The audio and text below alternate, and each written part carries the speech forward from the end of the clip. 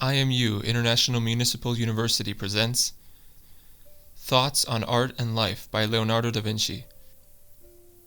Introduction by Lewis Einstein, editor. The long obscurity of the Dark Ages lifted over Italy, awakening to a national though a divided consciousness. Already two distinct tendencies were apparent.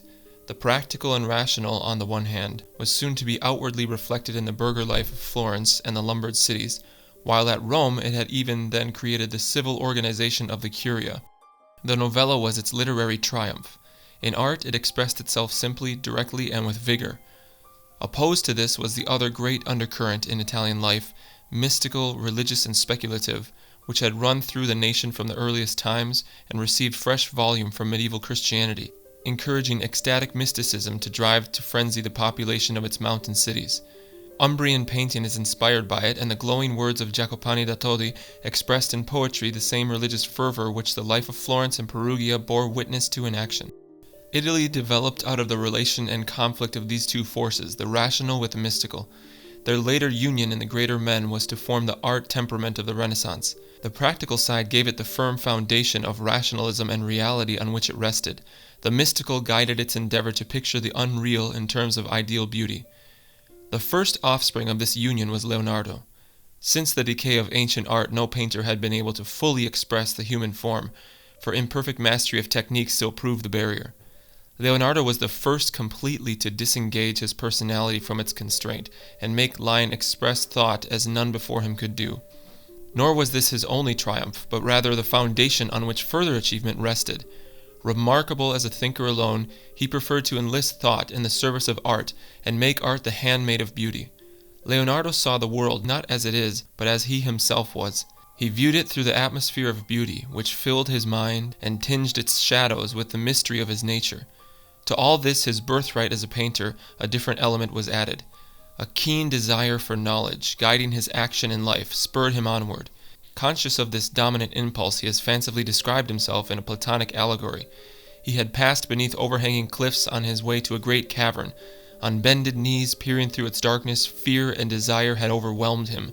Fear for the menacing darkness of the cavern, and desire to ascertain if there were wonders therein. From his earliest years, the elements of greatness were present in Leonardo, but the maturity of his genius came unaffected from without. He barely noticed the great forces of the age which in life he encountered. After the first promise of his boyhood in the Tuscan hills, his youth at Florence had been spent under Verrocchio as a master, in company with those whose names were later to brighten the pages of Italian art. He must then have heard Savonarola's impassioned sermons, yet, unlike Botticelli, remained dumb to his entreaties. He must have seen Lorenzo the Magnificent, but there was little opening in the Medicean circle for the young painter, who had first to gain fame abroad. The splendor of Milan under Il Moro, then the most brilliant court in Europe, attracted him. He went there proclaiming his ability in a remarkable letter to accomplish painting, sculpture, engineering, even arranging festivities. But his greater project was doomed to failure, and meshed in the downfall of Ludovico. Even to this he remained impassive. Quote, Visconti dragged to prison, his son dead, the Duke has lost his state, his possessions, his liberty, and has finished nothing he undertook, unquote, was his only comment on the patron's end, written on the margin of a manuscript. After the overthrow of the Duke of Milan began his Italian wanderings. At one time he contemplated entering the service of an Oriental prince. Instead, he entered that of Caesar Borgia, a military engineer, and the greatest painter of the age became inspector of a despot's strongholds. But his restless nature did not leave him long at this. Returning to Florence, he competed with Michelangelo, yet the service of even his native city could not retain him. His fame had attracted the attention of a new patron of the arts, prince of the state which had conquered his first master. In this his last venture, he forsook Italy, only to die 3 years later at Amboise, in the castle of the French king. The inner nature of Leonardo remained as untouched by the men he encountered as by the events which were then stirring Europe. Alone he influenced others, remaining the while a mystery to all. The most gifted of nations failed to understand the greatest of her sons. Isabella d'Este, the first lady of her time, seeking vainly to obtain some product of his brush, was told that his life was changeful and uncertain, that he lived for the day, intent only on his art. His own thoughts reveal him in another light. Quote, I wish to work miracles, unquote, he wrote. And elsewhere he exclaimed, quote, Thou, O God, sellest us all benefits at the cost of our toil. As a day well spent makes sleep seem pleasant, So a life well employed makes death pleasant. A life well spent is long." End quote. Leonardo's views of aesthetic are all important in his philosophy of life and art. The worker's thoughts on his craft are always of interest. They are doubly so when there is in them no trace of literary self-consciousness to blemish their expression. He recorded these thoughts at the instant of their birth, for a constant habit of observation and analysis had early developed with him into a second nature. His ideas were penned in the same fragmentary way as they presented themselves to his mind, perhaps with no intention of publishing them to the world. But his ideal of art depended intimately, nonetheless, on the system he had thrown out seemingly in so haphazard a manner. His method gives to his writings their only unity. It was more than a method, it was a permanent expression of his own life, which aided him to construct a philosophy of beauty characteristic of the new age. He had searched to find a scientific basis for art, and discovered it in the imitation of nature, based on rational experience. This idea was, in part, Aristotelian, imbibed with the spirit of the time, though in the ordinary acceptance of the word Leonardo was no scholar, least of all a humanist. His own innovation in aesthetic was in requiring a rational and critical experience as a necessary foundation, the acquisition of which was to result from the permanent condition of the mind. He had trained his own faculties to critically observe all natural phenomena, first try by experience, and then demonstrate why such experiment is forced to operate in the way it does, was his advice. The eye, he gave as an instance, had been defined as one thing, by experience he had found it to be another. But by imitation in art, Leonardo intended no slavish reproduction of nature. When he wrote that, quote, "the painter strives and competes with nature," end quote, he was on the track of a more Aristotelian idea. This he barely developed, using nature only partly in the Stagirite sense of inner force outwardly exemplified. The idea of imitation in fad, as it presented itself to his mind, was twofold. It was not merely the external reproduction of the image, which was easy enough to secure. The real difficulty of the artist lay in reflecting inner character and personality. It was Leonardo's firm conviction that each thought had some outward expression by which the trained observer was able to recognize it. "Every man," he wrote, "has as many movements of the body as of varieties of ideas, though, moreover, expressed itself outwardly in proportion to its power over the individual and his time of life." By thus employing bodily gesture to represent feeling and idea, the painter could affect the spectator whom he placed in the presence of visible emotion. He maintained that art was of slight use unless able to show what its subject had in mind. Painting should aim therefore to reproduce the inner mental state by the attitude assumed. This was, in other words, a natural symbolism, in which the symbol was no mere convention, but the actual outward projection of the inner condition of the mind. Art here offered an equation of inward purpose and outward expression, neither complete without the other. Further than this, influenced by Platonic thought, Leonardo's conception of painting was, as an intellectual state or condition, outwardly projected. The painter who practiced his art without reasoning of its nature was like a mirror unconsciously reflecting what was before it. Although without a manual act painting could not be realized, its true problems of light, of color, pose and composition, of primitive and derivative shadow, had all to be grasped by the mind without bodily labor. Beyond this, the scientific foundation in art came through making it rest upon an accurate knowledge of nature. Even experience was only a step towards attaining this. Quote, "There is nothing in all nature without its reason," end quote, he wrote. Quote, "If you know the reason, you do not need the experience," end quote. In the history of art as well, he urged that nature had been the test of its excellence. A natural phenomenon had brought art into existence.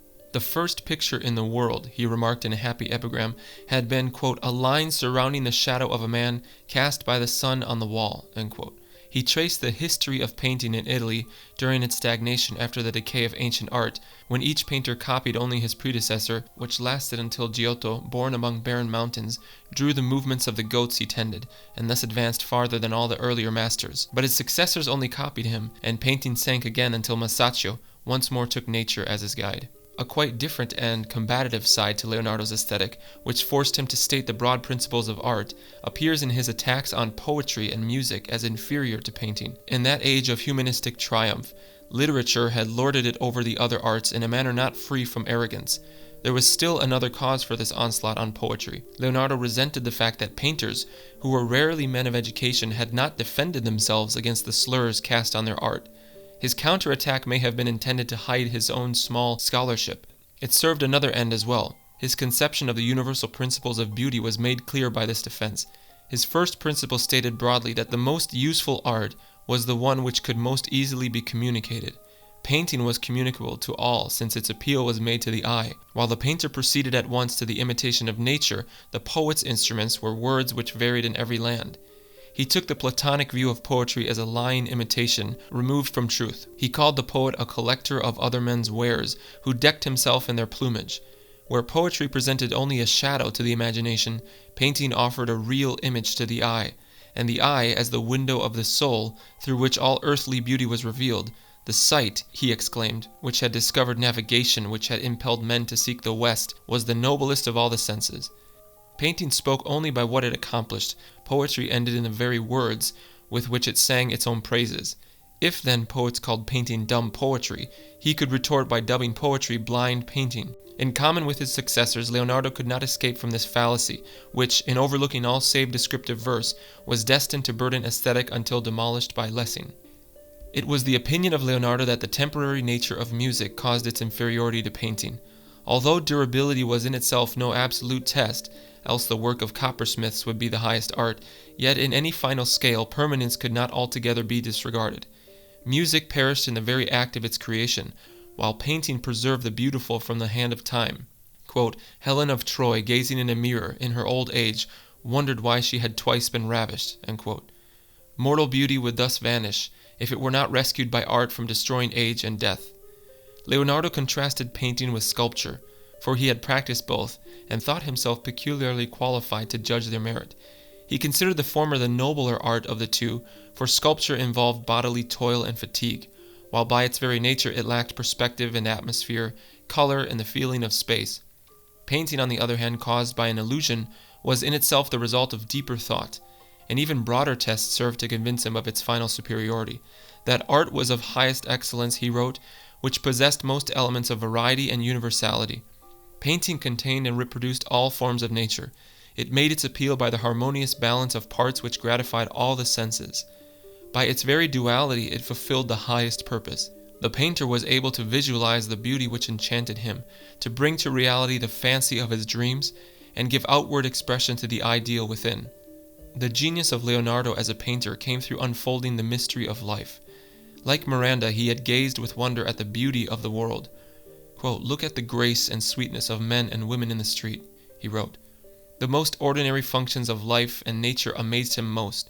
He observed of the eye how in it form and color and the entire universe it reflected were reduced to a single point. Quote, Wonderful law of nature, which forced all the effects to participate with their cause in the mind of man.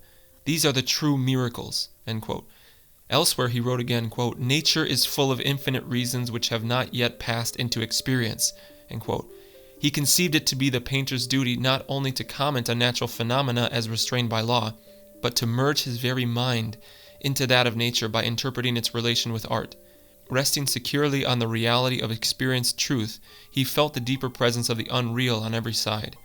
In the same way that he visualized the inner workings of the mind, his keen imagination aided him to make outward trifles serve his desire to find mysterious beauty everywhere. Oftentimes, in gazing on some ancient, time-stained wall, he describes how he would trace thereon landscapes with mountains, rivers, and valleys. The whole world was full of a mystery to him, which his work reflected. The smile of consciousness, pregnant of that which is beyond, illumines the expression of Mona Lisa. So too, in the strange glance of Anne, of John the Baptist, and of the Virgin of the Rocks, one realizes that their thoughts dwell in another world. Leonardo had found a refuge in art from the pettiness of material environment. Like his own creations, he too had learned the secret of the inner life. The painter, he wrote, could create a world of his own, and take refuge in this new realm. But it must not be one of shadows only. The very mystery he felt so keenly had yet to rest on a real foundation. To treat it otherwise would be to plunge into mere vaporing. Although attempting to bridge the gulf which separated the real from the unreal, he refused to treat the latter supernaturally. That mystery, which lesser minds found in the occult, he saw in nature all about him. He denied the existence of spirits, just as he urged the foolishness of the will-o'-the-wisps of former ages, alchemy and the black art. In one sentence he destroyed the pretensions of palmistry. Quote, You will see, he wrote, great armies slaughtered in an hour's time, where in each individual the signs of the hands are different. His art took thus its guidance in realism, its purpose in spirituality. The search for truth and the desire for beauty were the twin ideals he strove to attain. The keenness of this pursuit saved him from the blemish of egoism, which aloofness from his surroundings would otherwise have forced upon him. For his character presented the anomaly, peculiar to the Renaissance, of a lofty idealism coupled in action with irresponsibility of duty. He stood on a higher plane, his attitude toward life recognizing no claims on the part of his fellow men. In his desire to surpass himself, fostered by this isolation of spirit and spurred on by the eager wish to attain universal knowledge, he has been compared to Faust, but the likeness is only half correct. He was not blind to the limitations which encompassed him, his very genius making him realize their bounds. Of the ancients he said that in attempting to define the nature of the soul, they sought the impossible. He wrote elsewhere, quote, "It is the infinite alone that cannot be attained, for if it could, it would become finite." End quote. In Leonardo's personality was reflected both the strength and weakness of Renaissance Italy. So, to know him, it is necessary to understand the Italy of that age. Its brilliancy, its universality, its desire for beauty are but one side of the medal. On its reverse, Italy lacked the solid vigor of a national purpose. The discord of political disunion reacting on art laid bare great weakness in the want of any constructive direction toward which the strength of the Renaissance could aim.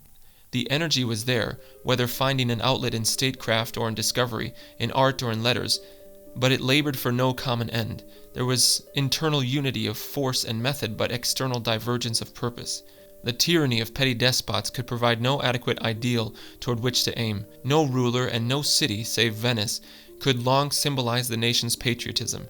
Venetian painters alone glorified the state in their work, and thus felt the living force of a national ambition which raised them above themselves. But elsewhere there was little to inspire that devotion for a common country necessary as a background to sustain the greatest work. Hence Italian art, so living within certain limits, remained stunted beyond these. The conviction that art existed in order to express ideal beauty, that its main purpose was to please the eye and the senses in spite of the result attained, proved inadequate compensation for all that had been withdrawn. The art ideal tended more and more to become a conscience and a purpose in itself, an inward impulse for action and an outward goal. The artist's real greatness will depend at all times on his qualities as a representative. His true merit will arise from giving expression in ideal terms to his nation and to his age. Insofar as he has been able to do this and the spirit of his country is reflected in his work, insofar as he has represented what is best therein and most enduring, he will have achieved greatness. Not that this is always or even often a conscious expression.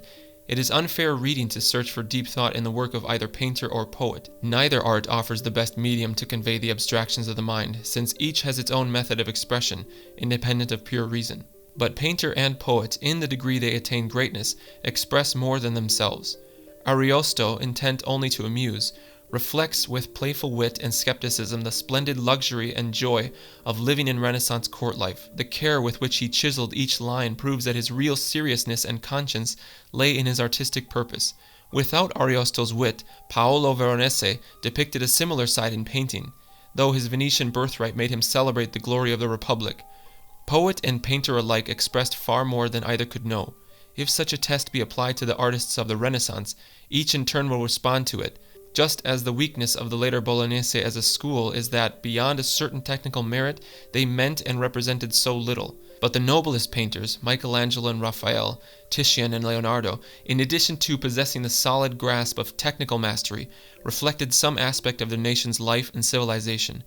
In Michelangelo was realized the grandeur of Italy struggling vainly against crushing oppression. He expressed that which was highest in it, reflecting the loftiest side of its idealism mingled with deep pessimism in his survey over life, for, wrapped in austerity, he saw mankind in heroic terms of sadness.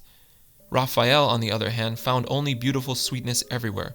The tragedies of life failed to touch the young painter, who blotted from view all struggle and sorrow, and, in spite of the misery which had befallen his nation, could still rejoice in the sensuous beauty of the world.